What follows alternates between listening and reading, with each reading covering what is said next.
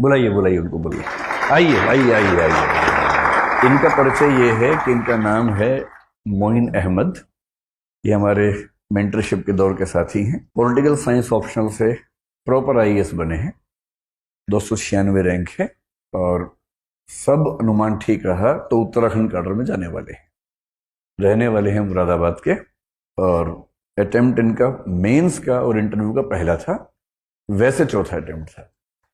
कुछ बातें और बताता हूँ खास। अभी हल्का हल्का कांप रहे हैं, मैंने पकड़ रखा है ना, हल्का हल्का वाइब्रेशन में फील कर रहा हूँ। ऐसे होता है भाई, शुरू में सबको होता है, कुछ दिनों के बाद लोग कांपेंगे आपको देख के। यही होता है, सबके साथ ही होता है। ये क्रिकेटर हैं बहुत खतरनाक और इनका सपना था, और पहले इनका सपना था क्रिकेट खेलने का देश के लिए।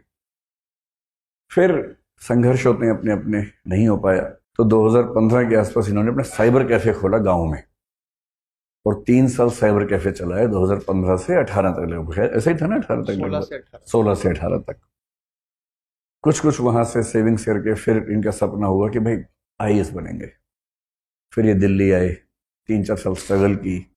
जैसे दृष्टि में अस्मिता योजना है, ऐसे एक योजना, एक फाउंडेशन है कोई, उस फाउंडेशन की योजना में ये शामिल हुए। वहां ये उनका रहना खाना हुआ, पढ़ते रहे लगातार। और इस बार जैसे प्रीलिम्स हुआ, एक ही झटके में मेंस भी, इंटरव्यू भी और प्रॉपर आईएएस। इस बार अच्छी बात यह है कि जो 54 लोग सिलेक्ट हुए हैं उनमें से 13 लोग कम से कम आईएएस बन रहे हैं और शायद 15 तक बन सकते हैं। तो जो 13 लोग पक्का आईएएस बन रहे हैं उनमें से एक मोइन है, और ये 2 शब्द कहेंगे आपको मोटिवेट करने के लिए। कुछ ऐसा कहो कि ये सब भी मतलब। सबसे पहले तो गुड मॉर्निंग आप सभी को।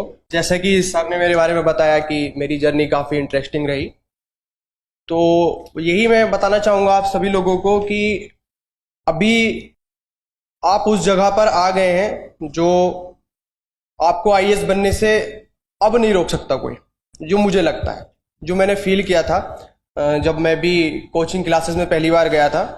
तो जब मैं पहली बार वहाँ बैठा तो मुझे लगा कि शायद 80 से 90% जर्नी अब खत्म हो गई, क्योंकि बहुत सारे लोग सपने देखते हैं, गांव से होंगे और हिंदी मीडियम है तो मोस्टली हम लोग गांव से बिलोंग करते हैं, तो यहाँ तक आना ही एक अचीवमेंट है।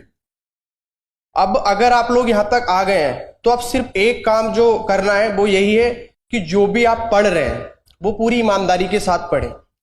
बहुत सारे डिस्ट्रैक्शन होंगे आपके लिए, उन सभी से बचना है और अपनी पढ़ाई जितनी ईमानदारी से आप करेंगे, सक्सेस मुझे ऐसा लगता है कि निश्चित रूप से मिलेगी। क्योंकि मैंने जिस बैकग्राउंड से मैं आया, जो मेरी पढ़ाई हुई, स्नातक की भी पढ़ाई कोई इतनी अच्छी नहीं हुई, स्कूलिंग भी मैंने गांव से ली है, तो वो सारी चीज़ें मैंने पीछे छोड़ दी थी। मैंने यही सोचा था कि यार अब मैं दिल्ली आ गया हूँ, अब मैं उन सभी लोगों के बराबर हूँ, चाहे वो आईआईटी से पढ़ के आया है, चाहे वो जेएनयू से पढ़ के आया है, चाहे वो एएमयू से पढ़ के आया है, लेकिन अब वो मेरे लेवल पे है। उसकी पढ़ाई अच्छी हुई होगी, हो सकता है वो कुछ चीज़ों को 6 घंटे में कर लेता हो, तो अगर मेरी पढ़ाई अच्छी नहीं हुई है तो मैं 8 घंटे लगा लेता हूँ। अगर हमें मेहनत ज़्यादा करनी पड़ रही है तो कोई दिक्कत नहीं है ना, सपना बड़ा है हमारा तो मेहनत भी बड़ी होगी। और खुद पे भरोसा रखो।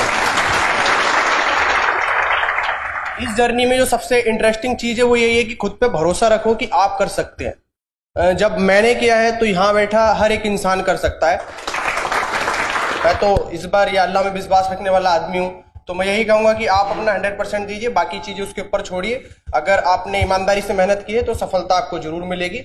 और सिविल सर्विसेज में तो जैसे सर हमेशा बोलते हैं, आपने सुना होगा कि अगर आपने अच्छे से पढ़ाई की है तो ज़िंदगी में आप बहुत बेहतर करेंगे जहाँ भी जाएंगे। यही मेरा संदेश है। ठीक है मोइन, बहुत बहुत धन्यवाद, अच्छा लगा। और अब इनको ये शुभकामना नहीं देनी है कि अगली बार आईएएस बन जाए, बन गए हैं आईएएस, तो इनको शुभकामना 2 देनी है। तो काडर इनको अच्छा मिल जाए जो ये चाह रहे हैं उत्तराखंड, और दूसरा आज तो ये आईएएस बन के आए हैं। मज़ा इसमें है कि आज से 15-20 साल बाद देश भर में ऐसा नाम हो कि लोग अखबार खोले तो हर रोज़ सामने लिखा हो कि मोइन अहमद आईएएस ने किया ये धमाल, ऐसा कुछ है ना। चलो, शुभकामना।